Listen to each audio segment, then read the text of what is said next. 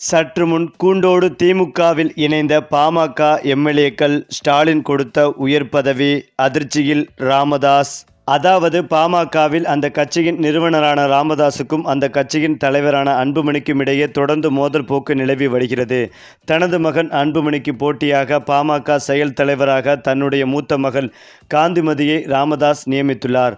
அன்புமணி தலைமையிலான பாமகவை அங்கீகரித்தும் அவருடைய தலைவர் பதவியை நீட்டித்தும் மாம்பழம் சின்னத்தை அன்புமணி தரப்புக்கு வழங்கியும் தேர்தல் ஆணையம் கடந்த ஆண்டு அன்புமணி தரப்புக்கு கடிதம் அனுப்பியது. இந்த நிலையில்தான் பாமகவிற்கு நான் தான் தலைவர் என சொந்தம் கொண்டாடி பாமக நிறுவனரான ராமதாஸ் தரப்பில் வழக்கறிஞர்கள் கே. அருள், வி.எஸ். கோபு ஆகியோர் சென்னை உயர்நீதிமன்றத்தில் 2 வழக்குகளை தொடர்ந்துள்ளனர்.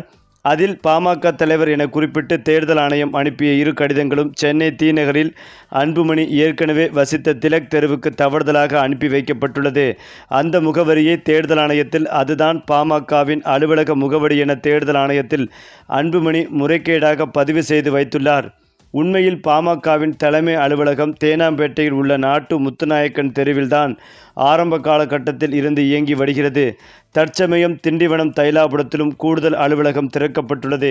எனவே திலக் தெருவுக்கு அனுப்பி வைக்கப்பட்ட கடிதத்தை திரும்ப பெற்று பாமகவின் தலைவர் ராமதாஸ் தான் என அங்கீகரித்து அந்த கடிதங்களை எங்களுடைய முகவரிக்கு அனுப்பி வைக்க தேர்தல் ஆணையத்திற்கு உத்தரவிட வேண்டும். அதேபோல அன்புமணிக்கு மாம்பழ சின்னம் வழங்கியும் பாமகவின் தலைவர் என பதவியை நீட்டித்தும் வழங்கப்பட்டுள்ள தேர்தல் ஆணையத்தின் கடிதங்களை ரத்து செய்ய வேண்டும் என கோரியுள்ளார். இதே போலதான் பாமக பொதுச் செயலாளர் என்ற அடிப்படையில் முரளி சங்கர் சென்னை பெருநகர உரிமையியல் நீதிமன்றத்தில் தாக்கல் செய்துள்ள மனுவில் பாமகவின் பெயரையோ கட்சி கொடியவோ அல்லது மாம்பழ சின்னத்தையோ அன்புமணியவோ அல்லது வேறு யாரையோ பயன்படுத்தக்கூடாது என தடை விதிக்க வேண்டும் என கோரியுள்ளார். இந்த 3 மனுக்களும் விரைவில் விசாரணைக்கும் வரவுள்ளது. அது மட்டுமில்லாமல் தைலாபுரத்தில் கட்சி நிர்வாகிகளுடன் ஆலோசனை நடத்திய நிலையில் பாமக நிறுவனர் ராமதாஸ் வரும் தேர்தல் கூட்டணி குறித்து நல்ல முடிவு விரைவில் அறிவிக்கப்படும் என்று விழுப்புரம் தைலாபுரம் தோட்டத்தில் செய்தியாளர்களிடம் தெரிவித்தார். அங்கு நடந்த பாமக செயற்குழு கூட்டத்திற்கு பின் அவர் பேசினார். அவர் கூறியதாவது, பாமக அமைக்கும் கூட்டணி மிகப்பெரிய வெற்றி கூட்டணியாக அமையும். இதுதான் சிறந்த கூட்டணி, நல்ல கூட்டணி, நாணயமான கூட்டணி என்று மக்கள் பேசுகின்ற அளவுக்கு இந்த கூட்டணி அமையும் என்றார். அப்படிப்பட்ட கூட்டணியை அமைக்க தீவிரமாக முயற்சி செய்து வருகிறோம். தேர்தல் கூட்டணி தொடர்பாக சீக்கிரமே நல்ல முடிவு அறிவிக்கப்படும். பாமகவின் தலைவர் நான் தான், அன்புமணி அல்ல. டெல்லி நீதிமன்ற தீர்ப்பின்படி பாமகவின் சின்னம், கொடி, பெயர் ஆகியவற்றை அன்புமணி உபயோகிக்கக்கூடாது. அப்படி உபயோகப்படுத்தினால் அது நீதிமன்ற அவமதிப்பு. ஊடகங்களும் கட்சியின் தலைவர் என அன்புமணி சொல்வதை அப்படியே போடுவது என வருத்தமளிக்கிறது. இனி கட்சியின் தலைவர் அன்புமணி என போட வேண்டாம். எப்படியாவது ஓட்டு வாங்குவதற்காக தேர்தல் வாக்குறுதியில் எதை வேண்டுமானாலும் சொல்லலாம். ஆனால் மக்கள்தான் தீர்ப்பளிப்பார்கள். ஆனால் மக்கள்தான் உண்மையான எஜமானர்கள். அவர்கள் யாருக்கு வாக்களிக்க வேண்டும் என்பதை சரியாக தீர்மானிப்பார்கள் என்று டாக்டர் ராமதாஸ் செய்தியாளர்களிடம் தெரிவித்தார் என்பதும் குறிப்பிடத்தக்கது. அதேபோல் பாட்டாளி மக்கள் கட்சியின் நிறுவன தலைவர் மருத்துவர் ராமதாஸ் மற்றும் அவருடைய மகனும் கட்சியின் தலைவருமான மருத்துவர் அன்புமணி ராமதாஸ் ஆகியோருக்கு இடையிலான மோதல் தற்போது சட்ட போராட்டமாக உருவெடுத்துள்ளது. கட்சியின் பெயர் மற்றும் சின்னத்திற்கு உரிமை கோரி ராமதாஸ் தரப்பு நீதிமன்றத்தை நாடியிருப்பது அரசியல் வட்டாரத்தில் பெரும் பரபரப்பை ஏற்படுத்தியுள்ளது. கடந்த சில மாதங்களாகவே பாமகவில் உட்கட்சி பூசல் புகைந்து வந்தது. கட்சியின் சின்னம் மற்றும் பெயரை அன்புமணி பயன்படுத்தக்கூடாது என ராமதாஸ் தொடர்ந்து வலியுறுத்தி வருகிறார். ஆனால் தனது தலைமையிலான பாமக தான் உண்மையானது என பிரகடனப்படுத்திய அன்புமணி சமீபத்தில் அதிமுக பொதுச் செயலாளர் எடப்பாடி பழனிசாமி அவர்களை நேரில் சந்தித்து தேசிய ஜனநாயக கூட்டணியில் இணைவதாக அறிவித்தார். மேலும் இந்த சந்திப்பை நாடகம் என்றும் ஒரு கூத்து என்றும் விமர்சித்த ராமதாஸ் அன்புமணியுடன் கூட்டணி பேச்சுவார்த்தையை நடத்தியது நீதிமன்ற அவமதிப்பு என்று கடும் கண்டனம் தெரிவித்தார் என்பதும் குறிப்பிடத்தக்கது.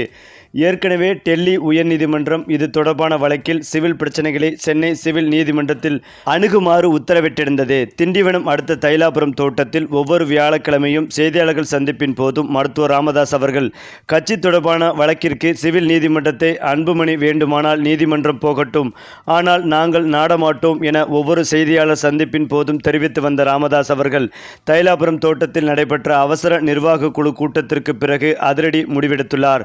இதனால் வரை அன்புமணி தரப்புதான் நீதிமன்றம் செல்லும் என்று எதிர்பார்க்கப்பட்ட நிலையில் தற்போது ராமதாஸ் தரப்பே சிவில் நீதிமன்றத்தில் வழக்கு தொடர்ந்துள்ளது.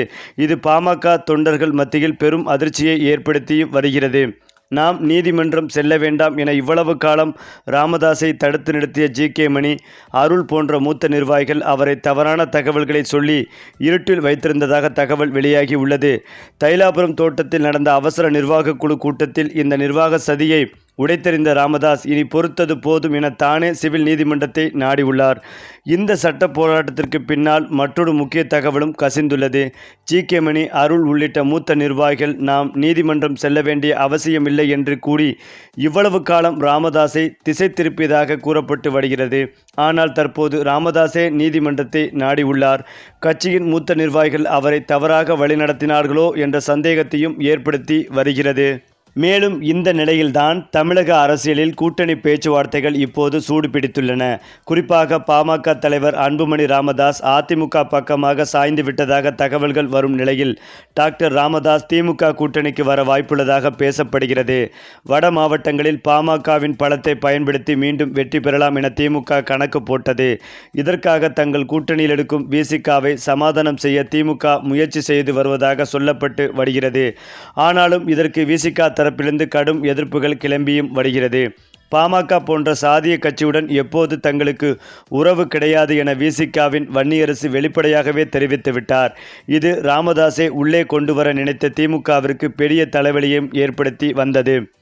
வி.சி.க.வா அல்லது பாமகவா என்ற இக்கட்டான சூழ்நிலையில்தான் திமுக இப்போது சிக்கியுள்ளது. அது மட்டுமில்லாமல் விழுப்புரம் மாவட்டம் தைலாபுரத்தில் பாமக நிறுவனர் ராமதாஸ் தலைமையில் அந்த கட்சியின் உயர்மட்ட நிர்வாக குழு கூட்டம் நடைபெற்றது. இந்த கூட்டத்தில் எதிர்வரும் தேர்தல் கூட்டணி குறித்து தீவிரமாக விவாதிக்கப்பட்ட நிலையில்தான் தற்போதைய நிலையில் அன்புமணி ராமதாஸ் ஆதரவு தெரிவிக்கும் அணியில் நீடிக்க ராமதாஸ் விருப்பம் காட்டவில்லை என்ற தகவல் வெளியாகி வருகிறது. இதன் காரணமாக பாமக தற்போது அங்கம் வகிக்கும் தேசிய ஜனநாயக கூட்டணியிலிருந்து விலகி மாற்று முடிவை நோக்கி செல்ல வாய்ப்பிருப்பதாக சொல்லப்பட்டு வந்தது. குறிப்பாக திமுக அல்லது விஜயின் தலைமையிலான தமிழக வெற்றிக் கழகத்துடன் கூட்டணி அமைப்பது தொடர்பாக ராமதாஸ் தரப்பு ஆலோசனை நடத்தியதாக தமிழக அரசியல் வட்டாரங்களில் பரபரப்பாகவும் பேசப்பட்டு வந்தது. மேலும் தைலாபுரத்திலிருந்து கசிந்துள்ள இந்த தகவல் தமிழக அரசியல் களத்தில் புதிய திருப்பத்தை ஏற்படுத்துமா என்ற இக்கட்டான சூழ்நிலையில்தான் திடீரென பாமகவை சேர்ந்த முக்கிய எம்எல்ஏக்கள் ராமதாஸுக்கே தெரியாமல் திமுகவில் இணைய முடிவெடுத்துள்ளார்கள். இதற்காக திமுக அமைச்சர்களிடம் ரகசிய பேச்சுவார்த்தையும் நடத்தி முடித்துவிட்டார்கள். விரைவில் முதலமைச்சர் ஸ்டாலின் அவர்களை நேரில் சந்தித்து அவர்கள் திமுகவில் இணைய உள்ளதாகவும் இதற்காக ஸ்டாலின் அவர்களுக்கு மிக உயர்ந்த பதவி கொடுக்க உள்ளதாகவும் தற்போது தகவல்கள் சொல்லப்பட்டு வருகிறது.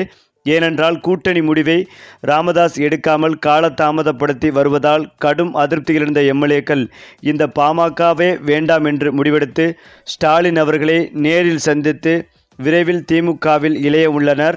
இந்த தகவல் ஒட்டுமொத்த பாமகவிற்கும் அதிர்ச்சி கொடுத்து வருகிறது. சரி, இப்போ நீங்கள் சொல்லுங்கள், கூண்டோடு திமுகவில் இணைந்த பாமக எம்எல்ஏக்கள் பற்றிய கருத்துக்களை உங்களுடைய கருத்துக்களையும் உங்கள் கமெண்ட்டில் சொல்லுங்கள்.